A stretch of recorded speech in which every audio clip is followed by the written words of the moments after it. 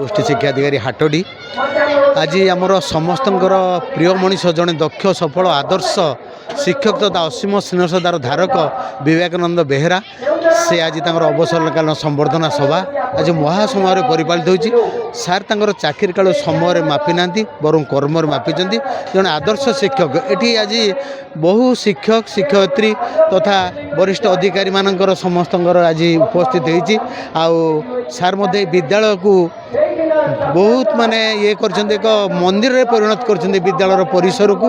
मुझे हाटोड़ी रे बीओ थी से सारे घटगाँ ट्रांसफर होकर आसते सहित मोर निरवच्छिन्न संपर्क सहित निरवच्छिन्न संपर्क सहित मोर स्मृति विजड़ित अतीत गुड़िक अविस्मरणीय एवं अवर्णनीय सार प्रकृत में जड़े सुयोग्य संतान ए माटी एवं सार अवसर ग्रहण कले सार भी कथा देते विद्यालय को आसबे आमर प्रिय आमर शिक्षा अधिकारी हाटोडी राजीव लोचन दलई सार भी अच्छा से भी सार टे सहायता करेंगे निश्चित सारे आसबे समय अतिक्रांत विशेष किसी कहूनी सर्वशेष जगन्नाथ विनम्र प्रणति जनाऊँगी आमर विवेकानंद सारंगर दाम्पत्य जीवन पारिवारिक जीवन ग्राम्य जीवन राष्ट्र जीवन मधुमय और चिर कुसुमित हो। हाटोडी आज अवसरकालीन सभारे मु मुख्य अतिथि भाव जोगदी ये एक सभा नाला एक महासभा थिला एटी दुईटी ब्लॉकर प्राक्तन शिक्षा अधिकारी शिक्षक बुद्धिजीवी योगदान करथिले। यह एक निराडंबर सभा थिला जो कि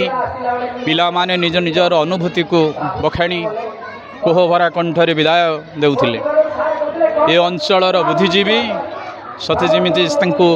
न छाड़िबा पाई अनुरक्त करुथिले। सतरे यह एक भाव और आवेगर सभा थिला जहाँकि विवेकानंद बेहेरांकर तेणु यह संपूर्ण भाव में सफल होइछि। शिक्षक शिक्षायतन सुदृढ़ रही जड़े भल शिक्षक हाँ कहले समस्त सहित माने मिसिक चलिया पड़े स्नेह श्रद्धा दे छुआ को भल मनीष करवा एवं ये जो शिशु आज शिशु कालीर भविष्य नागरिक देश रक्षा करेंगे से भल वार्ता देवी एवं से भल पाठ पढ़ी कि मनीष हूँ देश को रक्षा करूँ ये दुर्दिन से भल मनीष हूँ। आपण जो अवसर नवा पूर्व आप विभिन्न दिन में विभिन्न समस्या आसता भर स्मरणीय दिन कौटा थी जिते जॉइन कली देखिली ये किसी माने नथिला किसी परिवेश किसी नथिला कौन करी कौन चिंता कली चिंता कला पर खूब शीघ्र मसे भर समाधान कली। मो जीवन में बहुत दुख आसते मु खूब निकट में मोर ऑफिसर सहित भल संपर्क सुसंपर्क रखिकी मु समाधान कर।